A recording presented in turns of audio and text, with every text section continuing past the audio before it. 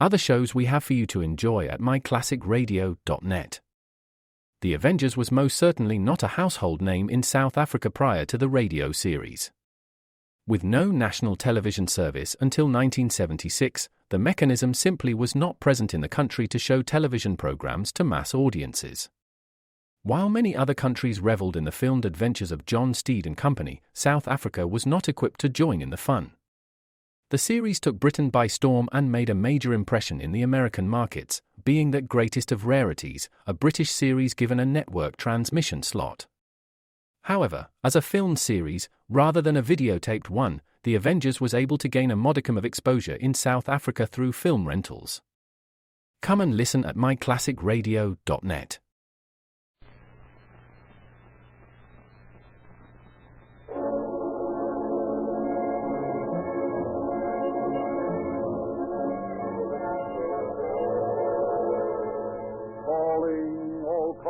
The copyrighted program created by Rio Grande.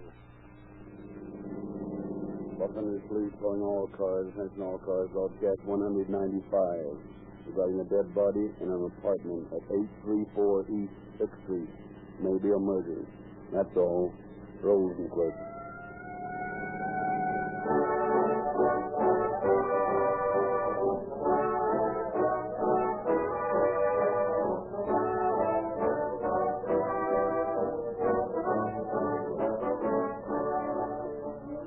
Times have changed since Grandpa was a boy. He used to walk 4 miles to school, play mumbly peg on the front lawn of a Sunday afternoon, read about posses pursuing highway robbers on horseback, and dream of the day when he could help pull the hose cart as a member of the volunteer fire department. Those days are gone forever. For as we all know nowadays, criminals are caught with a new kind of horsepower, and fire engines speed to fires with equipment that is geared to the demands of this modern age. They must get there as fast and as sure as the wings of up-to-the-minute motors can take them. And that's why it's so vitally important that those motors be powered with an up-to-the-minute fuel. That's why Rio Grande cracked gasoline is the specified favorite in more than 30 leading cities and counties of California. It explains why Rio Grande Cracked is carried in the gas tanks of more police cars, fire engines, ambulances, and other emergency equipment wherever it is sold than any other brand. It's because authorities have found in this truly superior fuel the split-second starting, lightning-like acceleration, economical mileage, and the all-important reserve power and speed which they demand and get in Rio Grande cracked gasoline. And so if you want police car performance for your car, and who doesn't, wheel in at the first Rio Grande station you see on the way to work tomorrow morning.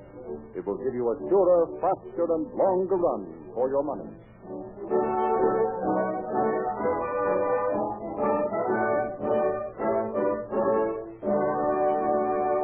We are happy to again present Chief of Police James E. Davis.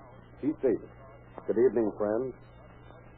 Your police department are going Hollywood, but only to the extent that they are now utilizing the sound camera for the purposes of recording evidence. It is the practice of skilled investigators to reenact the scenes of major crimes, and often enactment is participated in by the defendant in the case. Frequently, the defendant denies his actions and statements in court. With the sound camera, the prosecution is in a position to refute such denials and present to the court and jury actual photographs and recorded statements made by the defendant during the investigation. Such evidence is of material value in securing the conviction of persons who, by their actions, have proved themselves menaces to society. You, the citizens of California, may take pride in the progress of your department. The police are eager to experiment with and adopt and prove successful modern means of police technique.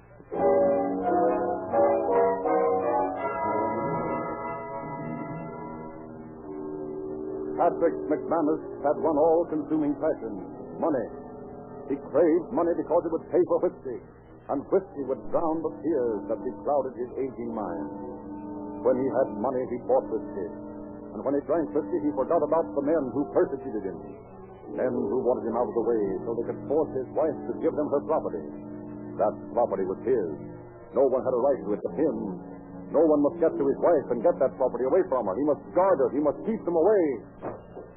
That'll keep them out. That'll keep them out. It'll keep them out, yes. It'll keep them out.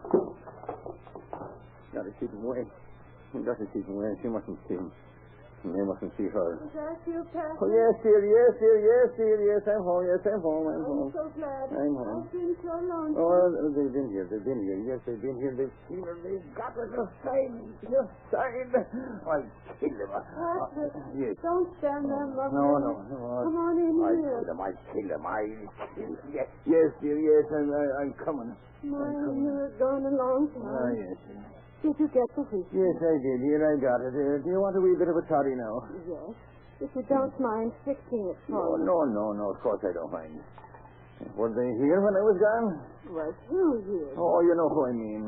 No one has been here tonight. Where's the money I left on the dresser? It's still there, isn't You it? know it's not. You know it's not. Why do you antagonize me like this? You know that after me. Now, Yes, they are. no one's going Oh, to they hurt are. you. They are. Nobody's going to hurt either. So, what do you know about it? You've been drinking. Oh, I have not. I have not. Here. I haven't. Why don't you stop? You go nagging at me. You're nagging at me. It's got to stop. There, dear. Don't get excited. Drink your toddy. Yes, You'll feel better. Yes, I'll feel better. Yes, I'll feel better. Don't, Mother. Oh, don't tell me what to do. I'm sorry, dear. I'm jumpy tonight. I'm just jumpy. I'm jumpy. Did you write that new will today, Patrick? Huh? The one I asked you to? Yes, I wrote it, yes. Where is it, dear? I want to sign It's it. in my coat. Well, I get it. Bring the pen with you, too. Yes. Bring the pen. Yes. I'll bring the pen. I'll bring the will, too. The will. Yes, that's it. I won't be able to get the property now. It'll be mine, and then keep away from her now. Here it is, my dear. Here it is. All right, if you're time, here's the pin. Read it to me first, Patrick. Read it. Yes. We hereby give to the Communist Party all our property and money in case of our death. Yes. If I, Josephine McManus, die before my husband, he is to have all of my property and money. And if I, Patrick McManus, die first, all the property is to belong to my wife. My wife. That's it. Anna said she might come over tonight. Anna, she's been around here again. Why, don't you like Anna, dear? She's after your money. Oh, that's not. It's not, unless you get the time. Anna has plenty. She has not. She doesn't But I don't need care. our money. I don't care. She won't get it anyway. After all, Patrick, she is my sister's daughter. It wouldn't hurt us to let her have some of the She property. can't have a cent. Not 1 cent. That's mine. Every red cent. What is ours? Dear. I know. Yes, it is. Shall we go to bed now? And you go. I want to read a while. Yes, I'm going to read a while. All right. All right.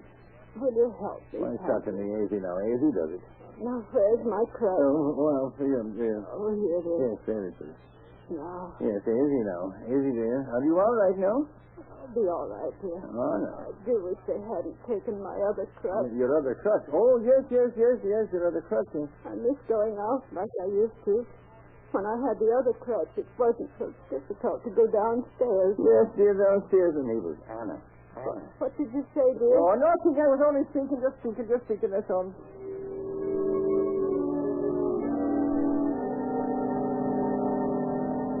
Patrick McManus sat by the window, watching the fog eddy behind the speeding automobile as the traffic gradually dwindled to a thin procession. He was thinking. It's mine. If I drive first, but I won't drive first. I won't die. Maybe that's it. He'll die first. He'll die. And I'll be safe.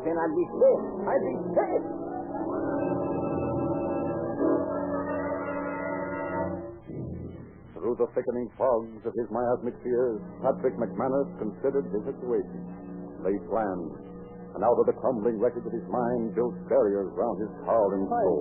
I'll teach him a trick or two, maybe. I'll get the money, I'll get all of it. Nobody else can get it. I'll do it till I put my hands with my knees. With my feet, I'll do it till I go. On the morning of February 10th, 1937, Patrick McManus, the cold light of sanity back in his gray eyes, but tense and excited, rushed into the drugstore at 5th and Glad Street. Good morning, Mr. McManus. Why, what's wrong? Well, my wife, she's dead. What? Yes, she's dead. But when did it happen? Well, during the night, I don't know when now. When I woke up... Well, hadn't we better call the police? The police, yes. Oh, the police? No, an undertaker. No, that's it, an undertaker. Yes, and they can call the police later. No, there's no need to call the police, no. You know, she was old. Of course. Have you any preference as to funeral director? No. Anyone will do. She was old. She was... Here's one. Just a moment. Yes, she was terrible old. But she was the 84th March. I don't know if that was St. Patrick's Day or what it was. The 10th of March, that's what it was. Yes, I'm calling for a Mr. McManus. Yes, His wife passed away last night. What's your address, Mr. McManus? So the address is 834 East 6th Street, I think. At 834 East 6th That's Street. right. Tell them to hurry.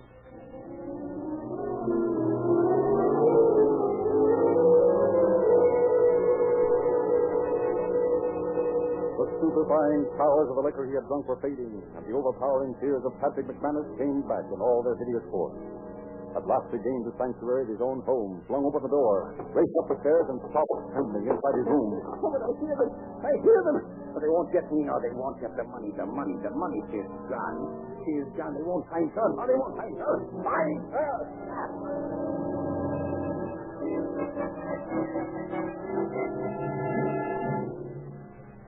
So accustomed to sights of violence, the mortician's assistants recoiled in horror from the sight that awaited them in the home of Patrick McManus. Hastily, they summoned the police. Mr. McManus? Yes, sir. I'm Lieutenant Silkus, homicide squad. This is Lieutenant Baker. Oh, yes. Won't you come in? Thanks. It's funny, doesn't it? I better keep your eye on it. What can I do for you, gentlemen? Why, we got a call from Gore Brothers, the undertakers. Oh. There was a case over here that needed investigating. Oh, no, sir. There's nothing wrong here at Charlottetown. I understand your wife passed away during the Oh, night. yes, sir. The poor soul. She was 84 years old, come next month, and she was... Must have been pretty feeble, wasn't it? Oh, she was that way. For the past 5 years, she had been able to walk. Leastwise, not without her crutches, and then the black carpet ones, they come and they stole them. Somebody stole her crutches? Well, at least one of them. She should have the other one last night when the man come back. Now, just wait a minute. Yes. Let's get this straight. Somebody came in here and stole a crutch. That's right, yes, sir. When was that? Well, it was about 6 weeks ago it was. Did he get anything else? Well, no, not at that time he didn't. Did he at any other time? Well, last night he got all my money. How much was that? That was $15 all I had. How did that happen? Pick up? Well, it was about 8 o'clock, I think it was, and I decided that I needed a wee little drop of the cream for the toddy, you know. And I went down to the drugstore and I got a wee bottle of... Did you have the money with you? No, I've been afraid. I've been held up, so I threw the money on the bureau there. It was there when you left? Yes, sir. How much? Well, as I said, about $15. Didn't you take it with you? Well, any of it? Well, no, sir. Well, yes, I took maybe one a little bit, $5 or something. And when you got back, the money was gone? Yes, sir, that's right, yes. Where was your wife all this time? Well, she was in the room there. This room here. Yes, lying on the couch there. Did she see who took the money? Oh, yes. When I came in, she said, "Oh, they're clever. They took the money." She was all excited yesterday. What did you say to that? Well, I said, "No, that's all right, dear." I said, "Dude, we've got enough to do. What little time we've got left to live." What do you mean by that? Well, we're both old, and we didn't have much time left. Did this man, this burglar, did he molest your wife in any way? Oh, sure, yes. He took silly black both and eyes. Did you notify the police? No. Why not? Well, I've been threatened several times, and when we've missed a few things out of the house from time to time, we were just afraid to report it. Have you ever been in jail, Miss Manus? What? Have you ever been in jail? Oh, me? No, never. Then that wasn't your reason for not reporting those thefts to the police. Oh, no, sir, it's really. Okay. Now, after your wife told you these men, or this man, had beat her up, had taken the money, what did you do? Well, I looked around to see if I could find the money, but when I couldn't, I went out and I fixed the toddy for my wife and myself. You did that? Drunk? No, I don't drink that much. Did your wife get drunk? Oh, no. Well, what did you do after that? Well, we sat around till about 9:30, and we read the paper. Did you go to bed first? Well, no, my wife went to bed first. How long before you went to bed? About 15 minutes. Was your wife all right then? Well, sure she was. It was what she said. She didn't feel well, but she seemed to be all right. Was she bleeding from any cuts or anything like that? Oh, no. She seemed to be all right. Did she walk to the bedroom by herself? Yes, with her crutch. I believe you said the other one was stolen. Yes. About how long ago? Well, 6 weeks. How many bills did you leave on the bureau? Oh, well, $5 and a $10 bill. I see. They were gone when you got back. Yes, sir, that's right. And that was all the money you had, the $5 and the $10 bill. Well, yeah, no, I had, besides what you had in your pocket. Yes. It was changed from the $5 you took to the drugstore. Is that right? Well, yes, that's right, yes, sir. You believe that somebody broke in and stole that money? Well, now, to tell you the truth, No. What do you mean? and sometimes my wife had ideas that people were trying to kill her. Well, whatever you call it, the same, You would imagine things. How do you account for the money being gone? well, now that I don't know. But when her eyes black and her throat showed signs of being choked, I never noticed that. didn't you just tell me that the man beat her up? Oh, man, dear, in life, that was what she told me. I saw no marks like that, often. I did not know. What time did you say you went to bed? Well, about 9:30. You said around reading from the time you got back from the drugstore until you went to bed. Yes, sir. Your wife was here all that time.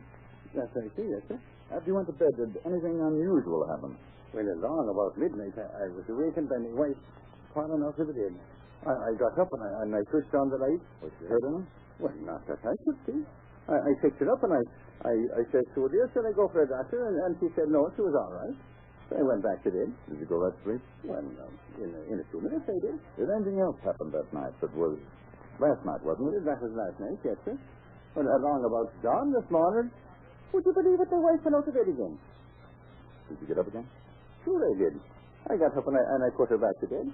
And I said, so now, dear, I'm going to get a doctor right now. And she said not to do it. No, she'll be all right.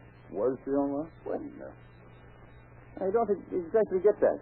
I mean, did you see any bruises or blood when you put her back in bed? Oh, no, nothing at all. No, she said to be perfectly all right. Did she hurt herself in any way? Not that I could see. I straightened out her legs and I tucked her feet in and I put her under the edge of the mattress there so she wouldn't roll out again. Then did you go back to bed? Yes, and I did. I went to sleep then.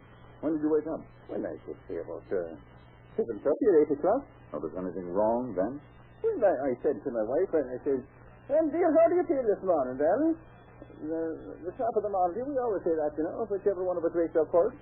And she didn't say a thing. So I put my hand on her shoulder, and she was cold. Cold? Well, she was almost cold. And I sent her for feet, and they were cold. I took hold of her hand, and I sent her pulse, and she was dead. Then what did you do?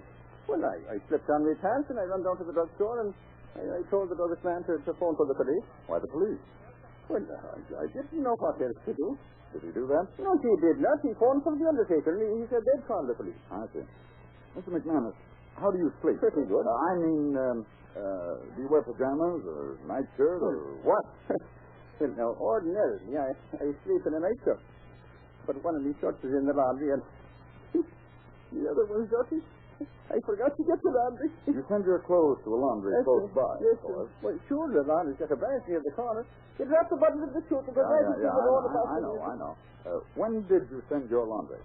Well, I sent it sometime around the first of the month, or the fourth, or the fifth, or something, I believe. Hey, Baker, what you found? Lenny, come here a minute. Excuse me a minute, Mr. McManus. Sure. Be right back. Yes, sir, that's right.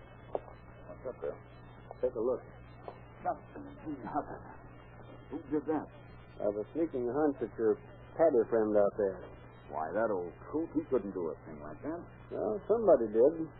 Say, this woman's been dead longer than since this morning. You're telling me. Say, I've found enough evidence around here to hang 4 guys. Oh. Let's get out of here. We're going to take our pal downstairs to headquarters. I want to get his story on a sound film before he decides to change it. Did he confess? Confess my eye. I want to get his story recorded before he does confess.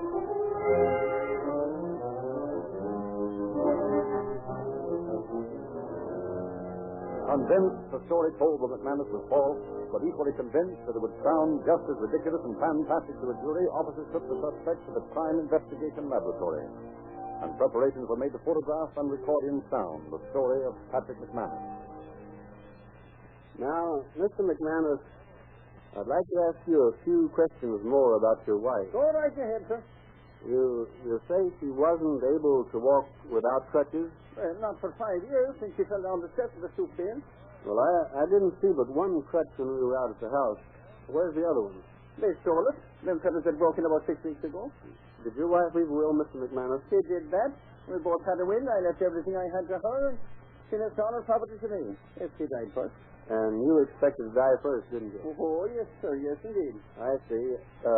How old were these wills? Well, we made them back in Elementary Street. It was 1937. The 1933 it was. I think it was. That was before her mind was affected. Oh, then she wasn't of a sound mind. Oh, no. Well, yes. And it was since her sister died. She was that way. Did your wife write these wills herself? No. She couldn't write. She wasn't able to write for, I'd say 5 years now. I found this tablet in your bedroom. It's the one your will was written on? Oh, the writing tablet. Yes, that's the one, sure. Did you use it much? Well, yes. Oh, I wrote a good many letters. Write any lately? Oh, yes. Yes. Just this week I wrote to my friend in Iowa. Mr. McManus, tests show these wills were written less than a week ago. Oh, yes? Now, I wonder if you'd mind telling us your story again. Sure. Just as you told us out at your house. Well, I wouldn't mind it at all, John. As I said, they went out about 8:30 last night. So Patrick McManus told his story again, prompted now and then by Lieutenant Joseph and Baker. The story was recorded and photographed by a sound camera to be introduced in court later as evidence. Then, in company with Ray Tinker and others of the crime laboratory, the detectives returned to the McManus apartment. Are you sure the old man killed his wife? Just as sure as I am when I'm standing here. How do you figure? He told us he went to the drugstore last night. Came back here and found his wife beaten up by burglars. He had her doing everything but dancing before she went to bed. Well, maybe the story's true. And you didn't see the coroner's report? No, what did you? According to the autopsy surgeon, Mrs. McManus died within 10 minutes from the time she received a terrific beating. I thought she died this morning. She's been dead at least 36 hours when the undertaker was called. Oh, okay. Let's get started on this case. Becky, you take this room, I'll take the bedroom. Oh, I suppose I put with my thumbs, huh? No, you come on here with me and settle them. Well, what do you expect to find? A nightshirt. Oh, nightshirt. A nightshirt. Oh, then I take it you don't believe the robbery story. Tinker, at times you amaze me with your perception of the obvious. Of course I don't believe it. And what do you expect to find on said nightshirt? Blood. Oh, blood? Yeah, another job for you. Hey, Joe, come here. Looks like Baker's got something freed again. Say, take a look at this. A nightshirt. A bloody nightshirt, Miss Felton. Thank you, Tinker. Where'd you find it, Bill? Sets up on top of a ledge back of the portieres in the next room. Exhibit A, Tinker. Think that's human blood? Looks like it. Looks like it. Nuts, it is. Say, maybe I'm in the wrong case. Looks like you don't need a chemist. Find anything else, Bill? Yeah, this copy of the Evening News. Where'd you find that? Back of that washstand. February 8th, 1937. 8 persons entered in the street. Wait a minute. What's the matter? What's this smear on the back page? Looks like blood. I'd say it was blood. Now, look out, Ray. You're making a definite statement. Now, listen, Cop. You've seen as many cases as I have. And blow up because of hasty statements. You'd be cautious, too. Better be careful, Baker. Tinker's getting sensitive. Well, nevertheless, this is blood. And the paper is dated the 8th. And it's the paper McManus said he was reading. The autopsy surgeon says Mrs. McManus was killed on the 8th. Hey, how about the time element in McManus' story? Well, that's what made me suspicious in the first place. He said that he jumped out of bed this morning, ran down to the drugstore, And had the druggist call the undertaker. at about 8:30. As a matter of fact, the undertaker didn't get the message until 12:40. And we got their call at 1:20. Looks like McManus' story is full of holes. It looks that way. Say, come over here and help me move this washstand. Let's see what's behind it. Okay. I thought so. What now? Here's that other crutch. Oh, this is beginning to look screwy. Did you examine the bed for bloodstains? Well, lots of them there. I still don't think she was killed there, though. Well, probably not. Did the old man say something about a couch? That's it. Let's take a look. Mm-hmm. I expected that. Yep, you're right. That's where the job was done. Let's take a look at the rest of this place. I've looked over all these rooms up here. They're all furnished, but haven't been occupied. How many rooms on the bottom floor? Looks like it's the same as the upstairs portion. Any furniture in them? No, all empty. Okay, let's try this one first. Yeah, here's a new set of footprints in the dust. Are they McManus's? Joe's off again, though. So I see. Well, you ought to be able to tell that much. Oh, come on, forget it and get busy. Here's just... Oh, this is just what the doctor ordered, boys. What'd you find? $1 $10 bill and a 5. That's the money McManus is supposed to have lost. That's right. So let's wend our weary way back to the headquarters and tell our story to the district attorney.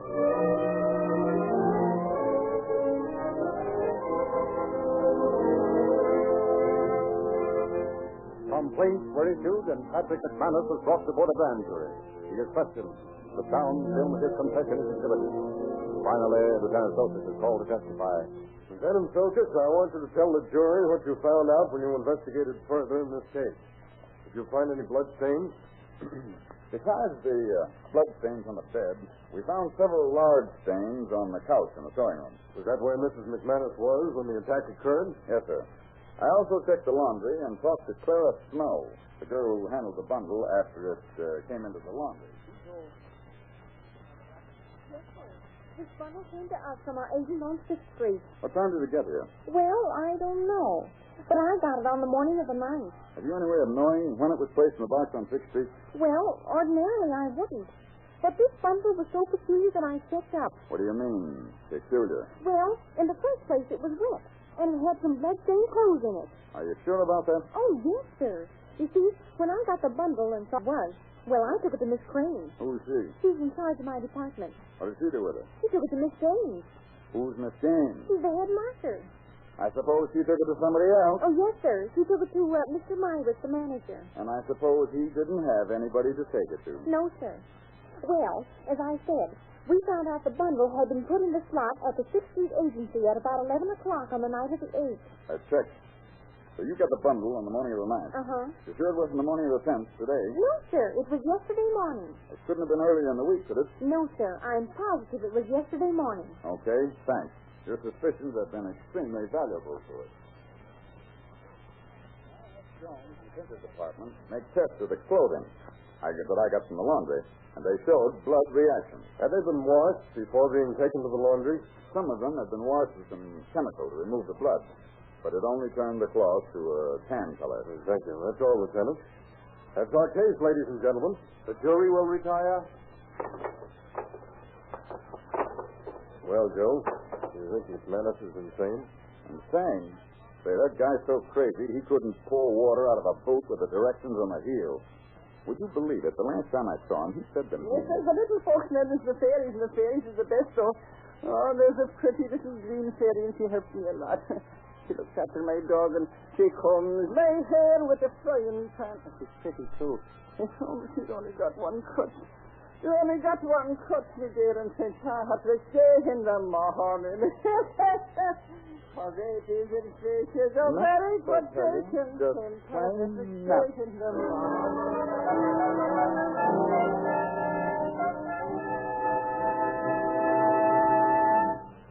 A well-known rhyme has been paraphrased to read something like this. It's easy enough to look pleasant when life rolls along like a song. But the oil worthwhile is the oil that can smile when everything goes dead wrong. Some motor oils are a bit like some humans you may know. Always sponging and posing as your friend so long as your money lasts.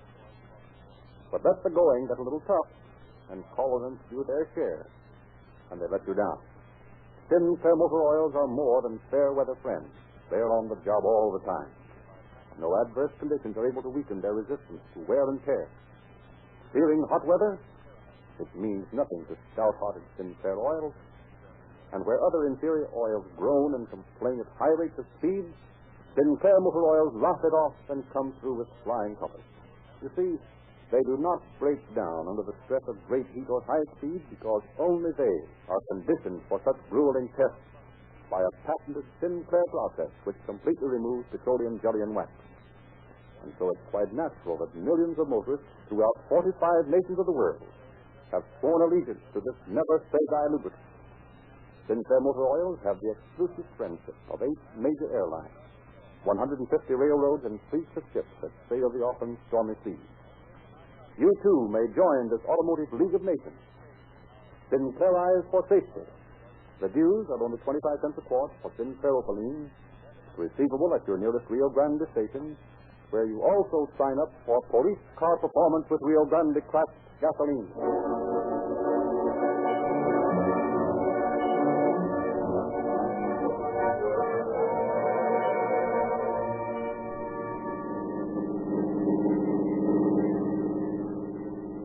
Los Angeles Police calling all cars, attention all cars. The cancellation broadcast 195 regarding a murder at 834 East 6th Street. Suspect in this case is sent to the Mendocino Hospital. That's all. Rose and questions.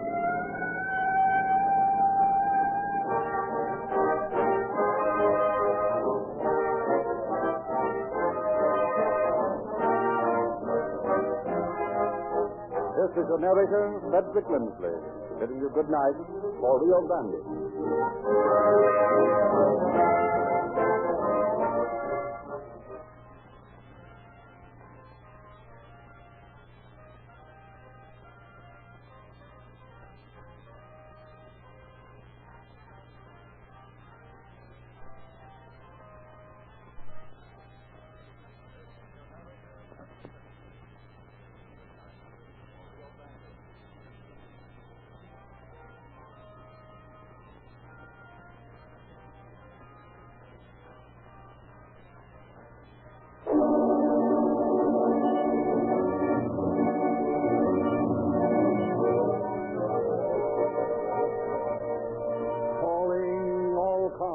The copyrighted program created by Rio Grande. Pasadena Police calling all cars, attention all cars, broadcast 196. Be on the lookout for a man described as American, smooth shaven, about 5 feet 7 inches, 140 pounds.